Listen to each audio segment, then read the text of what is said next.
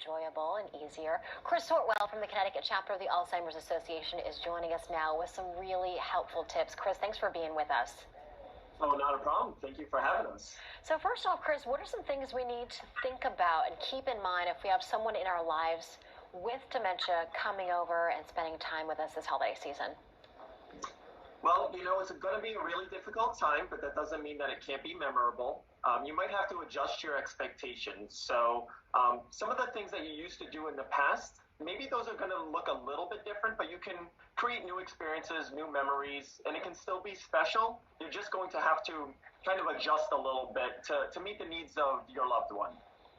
Now, for some people, because of COVID, maybe it's been several years since you've had that family member over, or with the way things have happened, maybe this is the first time that loved one has Alzheimer's or is showing signs of dementia. How can we safely still involve that person back into the family traditions that we all love so much? Well, first of all, it is important to involve them in everything that's going on and make them feel like they should be there and that they have a right to be there.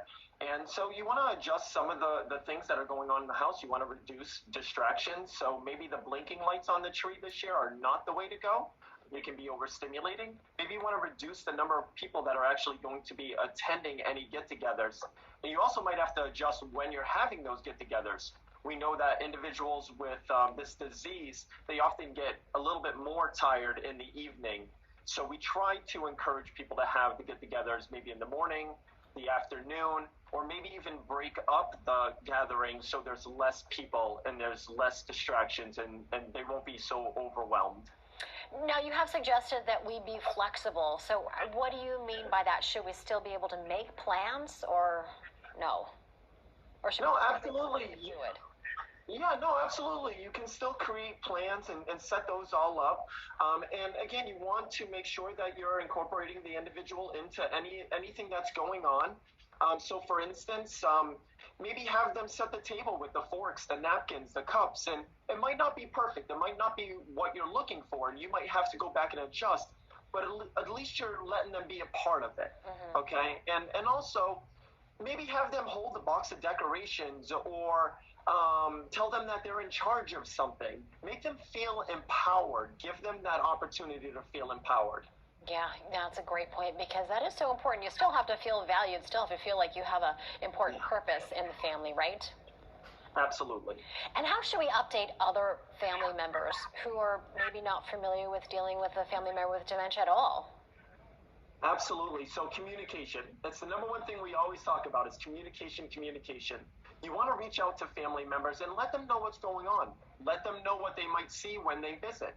Let them know how to interact with your loved ones. So eye contact, introducing themselves, getting on their level, speaking slowly, and not asking too many questions.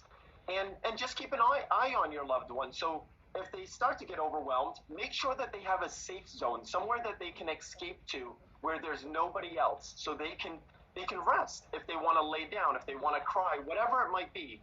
But they need to have that safe zone to kind of separate out to. That's a good point, to have that safe zone, that little resting spot for a little bit of quiet time.